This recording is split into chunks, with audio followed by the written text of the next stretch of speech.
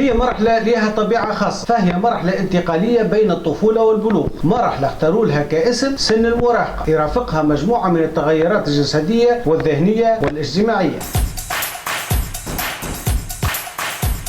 السلام عليكم. في مرحلة ما يعرف بسن المراهقة تصير تغيرات تشمل الفرد نفسه وأيضا البيئة المحيطة به، وهي كمرحلة عمرية في حياة الإنسان يكتسب فيها الفرد المعارف والمهارات المختلفة. مدتها تنطلق علميا كحد أدنى 11 سنة ويمكن توصل حتى 21 سنة.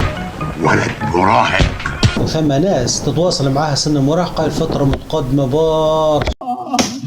بنضرب كمان عايزة توب. هذا علميا تقريبا. هاتوا نشوفوا واقعيا. عادة في السن هذه يصير المراهق أشبه بالبولار اللي خايفين عليه من التكسير. يغلط مثالش مراهق، وأي فعل وإلا تصرف مشين يصير مقبول، وإلا لازم نتقبلوه بتعلة سن المراهقة. حتى تصير سن المراهقة غول مسلط على الفرد وعلى المجتمع في نفس الوقت. وربما شيء اللي يزيد من ترسيخ فكرة المراهقة وتصير حقيقة مطلقة عند الكثير ما تواجهه الأسر من مشاكل من خلال عدم القدرة على التعامل مع أبنائها أثناء المرحلة هذه، بينما الأمر يرجع لعدم تفهم الوالدين لاحتياجات وضوابط المرحلة، لأن الطفل في السن هذه تعترض احتياجات ما شافهاش قبل وما تعرض لهاش بالصورة هذه، فلا هو قادر على التعايش معها كطفل ولا كبالغ. الأهل بصفة خاصة والمجتمع بصفة عامة يربوا منهم في السن هذه والمرحلة هذه كأطفال وغير مسؤولين، وتسمع ألفاظ من قبيل ولادي صغير ومراهق وتو يكبر ويعقل وهات من هالألفاظ. وحسب كلام العلماء فإن الفهم والإدراك والعقل يتغيروا في السن هذه، وبالتربية والأفكار هذه تصير المسؤوليات في شكل أعباء للمراهق، ويصير بالغ صحيح ولكن غير جاهز لتحمل المسؤولية. السؤال اللي يطرح الآن، هل ثم حلول؟ أي نعم، وبالتأكيد ثم حلول. شكلك فاهم يا نصة. في سن 14 و 15 سنة تقريبا يعني هي سن البلوغ، وما يعرف بسن المراهقة هي في الإسلام سن التكليف. أي طفل فيها يصير مكلف. يقول صلى الله عليه وسلم: رفع القلم عن ثلاث، عن النائم حتى يستيقظ، وعن الصبي حتى يحتلم، وعن المجنون حتى يعقل.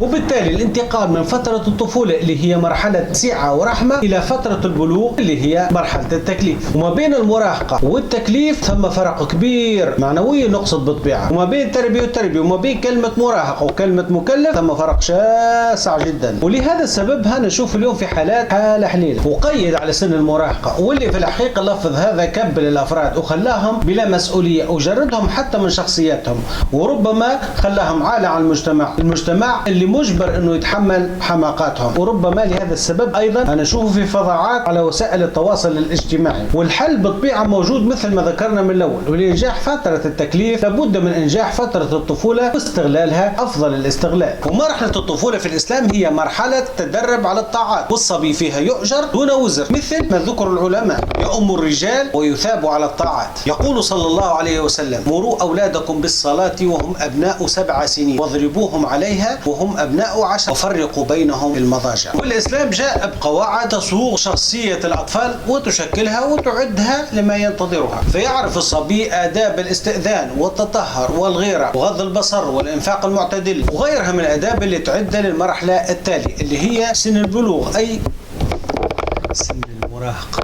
بالطريقة هذه يصير الفرد قادر على تحمل مسؤوليات، كون راجل بأتم معنى الكلمة. أسامة ابن زيد الحب ابن الحب اللي قاد جيش كبير في وجود كبار الصحابة من أمثال الفاروق عمر بن الخطاب رضي الله عنه وغيره كثير، وكان في سن أقل من 18 سنة. العصر الذهبي في الأندلس كان في عهد عبد الرحمن الناصر اللي كان على رأس السلطة في سن 21 سنة. محمد الفاتح فتح القسطنطينية في سن 22 سنة. محمد القاسم فتح بلاد السن وكان من كبار القادة في عصره في سن 17 سنة. سعد ابن أبي وقاص أول من رمى بسهم في سبيل الله وكان في سن 17 سنة. عمر ابن كلثوم ساد قبيلته وهو في سن 15 سنة. وخذوا هذه الأرقم ابن أبي الأرقم، أكيد رقم سمعتوا بالاسم هذا. الصحابي هذا اللي جعل من دار مقر للدعوة واستقبل الرسول محمد صلى الله عليه وسلم كان في سن 16 سنة. هذه نبذة قصيرة، وغيرهم كثير وكثير جدا اللي ما تعللوش بسن المراهقة ورضوا انهم يكونوا من الخلف، بل كانوا في المقدمة في سن صغيرة جدا. والامر هذا راه مش حكر فقط على المسلمين، حتى في الغرب اللي تقريبا هم اللي اخترعوا لفظ سن المراهقة. مليني واحدة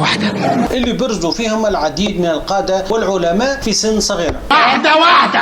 توماس اديسون مخترع المصباح الكهربائي في سن 33 عام فقط كان قد اخترع في مجال الضوء والطاقة الكهربائية 389 اختراع، و195 اختراع في مجال الفوتوغراف، و150 في مجال التلغراف، و141 بطارية للتخزين، و34 اختراع في مجال مجال الهاتف، وفي سن 12 سنة فقط نشر جريدته الخاصة تحت اسم جراند ترانك هيرا. ده انجليزي ده يا مرسي. الكسندر جراهام بيل مخترع الهاتف كان في سن 29 سنة وكان عالم مشهور.